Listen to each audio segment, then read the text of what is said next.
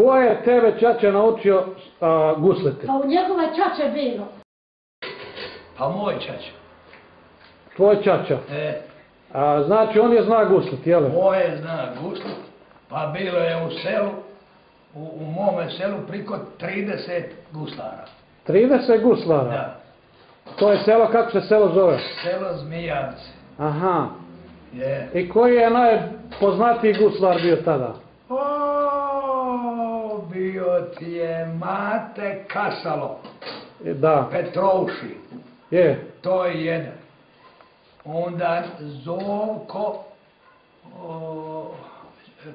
Čerkes. Onda Ante Ciki.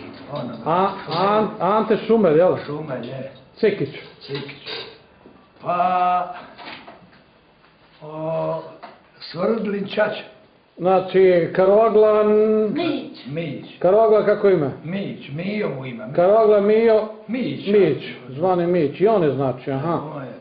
I kad su oni guslili? Prije Drugog svjetskog rata, nakon Drugog svjetskog rata? Pa prije Drugog svjetskog rata i posle svjetskog rata. Aha. U ona vremena, u drugo, obično ako drugo, to je ta generacija. Aha. A kako je... Onda Tujić. Ok, Mrkonjić, a kako mu ime? Tulić. Kako me ime? Joko. Josip Mrkonjić Tulić. Zvani Tulić. On je poznat bio, on je pisao ovoga... Isto poznat.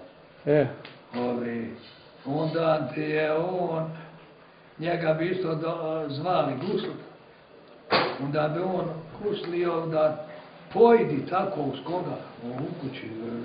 Svak bi mu da pojesti, slušajući gusle i tako. I on bi, jedna to se ja kaziva, ja ne znam sam tebi kaziva, nisali, ali kako je on jednog puta došao, a ratna doba bio glad. I onda Anica Murlića. To je ovoga Milana, novinara, baba. Milana Ikošića, novinara u Večernjem listu koji piše. Baba. Njegova baba. Ona je bila kod kuće. Da on gladan bio, onda on kaže, ajde, Joko gusli. A kaže, more jednu zagusli, kaj? Onda, ajde zagusli on, onda ono kaže, slabo mi gusle. Treba bi podmazat. Onda ona kaže, pa suči bi ti da se podmažu. A one su se prije većinom mazale cerošpanju. Ono što su se, kad šalješ paketu da bi pečet meče. Pečet, da, ono crveno ne boje. To je stiziji. Onda, a ona kao žena slabo, jeli, nije ona bila uključena u to, on kaže, donesi jedan komadić slanine. Znaš? Ali sa slaninom, kad mi je namaza, ne bi znale one ni progovoriti. Nego ona njemu donese jedan komad slanine, on sa slaninom u džep. Metne u džep, kaže, ovo mi je dobro došlo za ručka. Neza kući.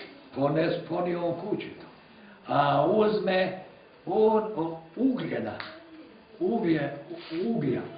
od ugljena. I on namaže ovu strunju, gusle i kaže, vidi kako sada dobro. Kaže, moj Joko, kaže, da si me neka dama, ja bi tebi, kaže, donila. Koristi je gusle da bi dobivala hrane, jel tako? A kako je dit Kuto, kad je on počeo gusliti? On je guslio, prija je on guslio, kad mu je bilo jedno 30 godina, 20. I to je bilo kada? Kada bi to bilo po prilici? Koje godine?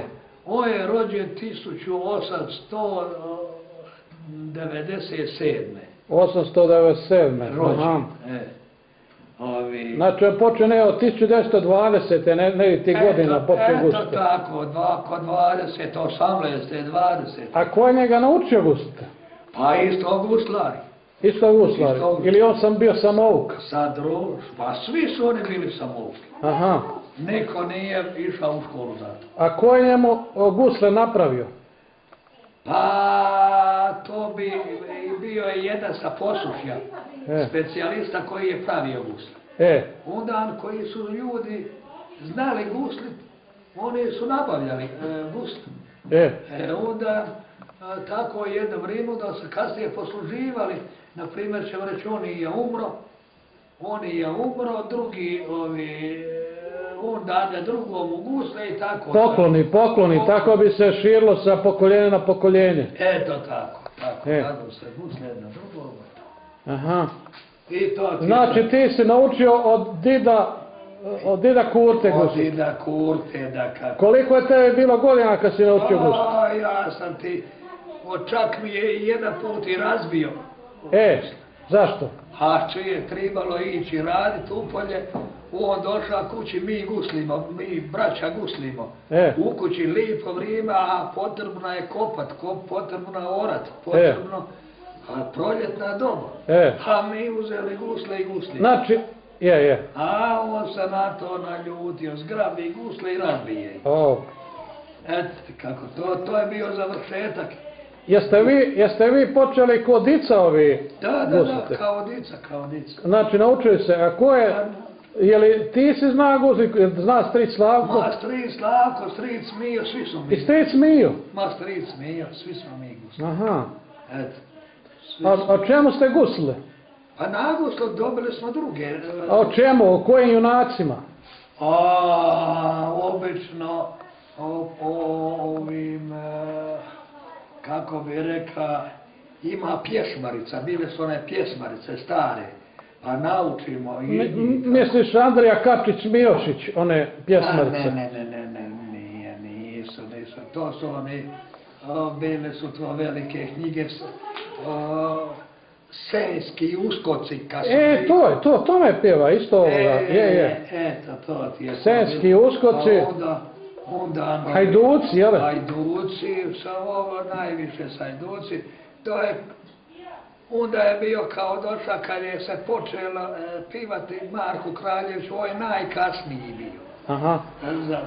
Znači, vi ste naišli od Senjski uskocima, jel? Je, Senjski. A jeste li domoljubni, jeste li pjevali hrvatski domoljubni, to se nije smilo? Kakva, ne.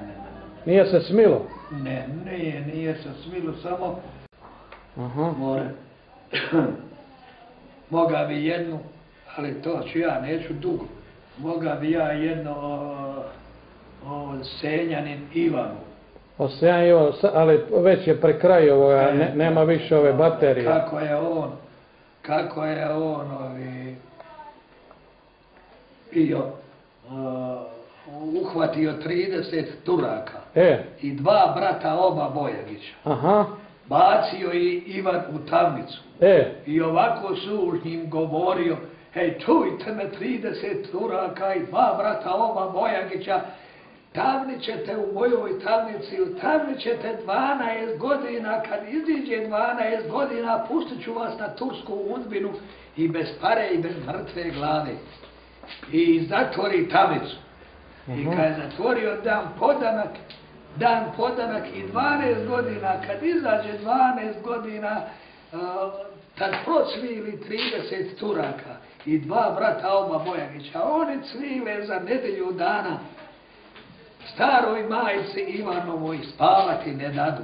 Jedno jutro huranila stara, pa Ivanu besidela sinu, moj Ivane, moj jedini sine, ajde uzmi od tamnice ključe i upitaj 30 Turaka i 2 brata oba Bojagića zašto cvile u našoj tamnici, koja ih je muka dodijala, ili su gladni kruha bijeloga, ili su žedni vina crvenoga, ili žao svoga zavičaja, ili tamnica kuća dodijala.